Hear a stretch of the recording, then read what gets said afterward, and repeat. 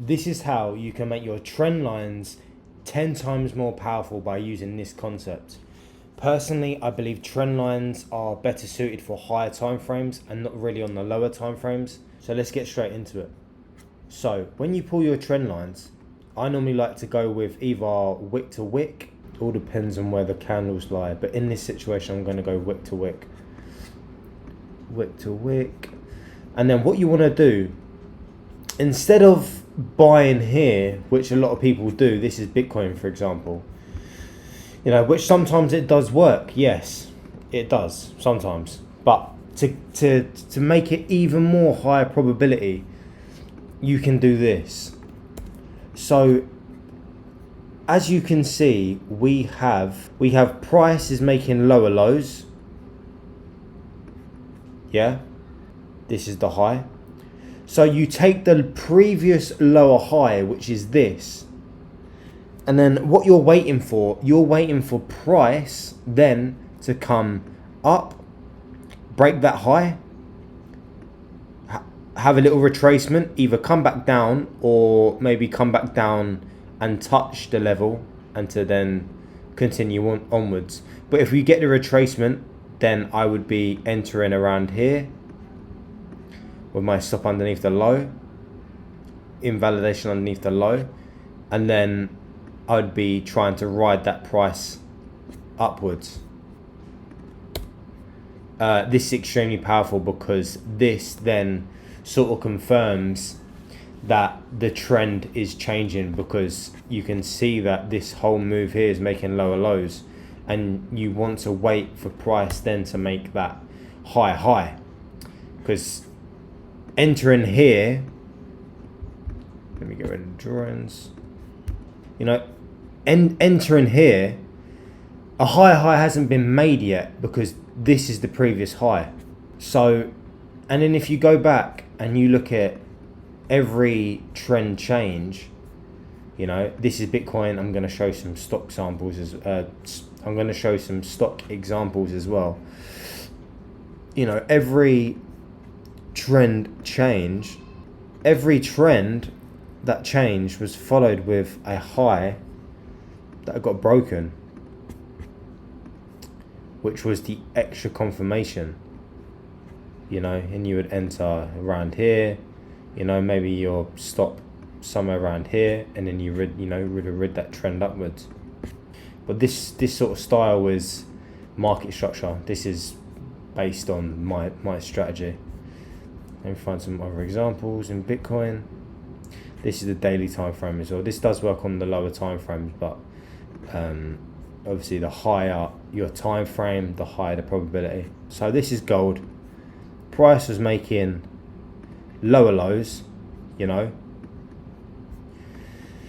and okay, you could have got in here upon the trend break, but honestly it is low probability because everyone is doing this and no one is waiting for that high to be broken, which then you get the higher high to be made here, and then from that point onwards it's making higher highs ever since then, you know.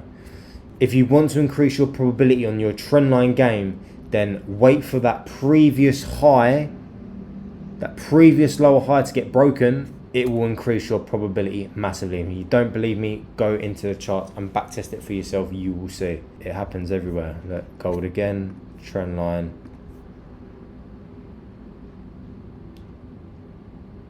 Trend line, you know, price makes a high here, breaks the previous lower high. Anytime a high gets taken, normally there's always a pullback. So pullback comes, you know, fills in some imbalances here. There's an imbalance, and then you could have entered here with maybe a stop around here, and then rid the trend upwards. And then look, gold's on a massive rally at the moment. I think it's gonna be due for a pullback soon. Let's look at silver. There's some big hype about silver at the moment. Price was in a downtrend. Here's a good example of how there was a lot of people would have got shaken out here. So price was making lower lows, lower low, lower low, lower low. So you would have seen the breakout here and you would have thought, oh, I'm gonna get in, but then price would have dropped, and then you probably would have felt extremely emotional at this point, and maybe you would have got out of your position, which I've seen a lot is very common with traders. But instead of just getting in, wait for the high to be taken, make a new higher high, wait for the pullback, and then get in, and then ride that trend up. And then look, price started going up, making higher highs from that point onwards. And then look at the trend, how the trend changed. And then you can add the weekly and stuff into this as well, but I'm just trying to keep it simple. I'm going to make another video about bisecting time frames and stuff later on.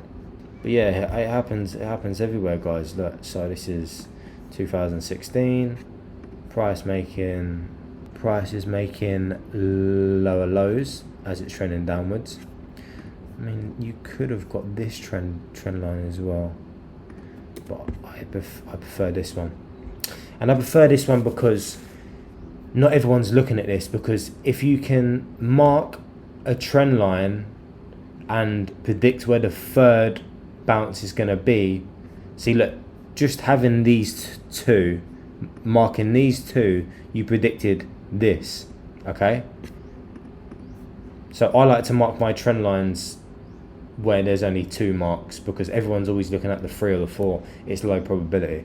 So I'm marking this trend line and I see this happen.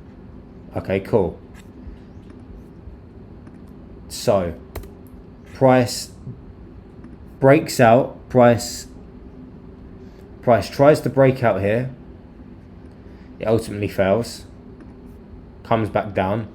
Did it make a higher high? No, it didn't, but it made a higher high here. And the moment it made a higher high, you could either got in here, or you could have waited for the pullback and got in here, and then rid that up. The same goes to the Nasdaq. You know, price is making lower lows. You know, price is making lower lows. We had the 2, so we marked it up. Look how the third bounced off of it. You know, price then makes a higher high here. That's the higher high made. You could have got in here with your stop underneath the low or around here, and then rid that trend upwards. You know, and it happens. This is another one. Price is making lower lows, lower lows, lower lows, lower lows, and then instead of getting in here, wait for the high to get taken out of. Wait for the high to get taken out here. Wait for the high to be made. Retracement. And then get in around here. Stop underneath here. And then ride that trend up. So it happens. It happens a lot. And doing it like this, you can honestly, your probability will increase massively. Also, you'll be less prone to making emotional decisions as well, because you're being patient, you're waiting for that higher high to be formed, and then you can ride that trend upwards. But yeah, if you want more stuff, if you want more content like this, I'm a market structure trader mostly, and I add some liquidity stuff in. So if you're interested in that and you want to see more, drop me a follow. I would appreciate it.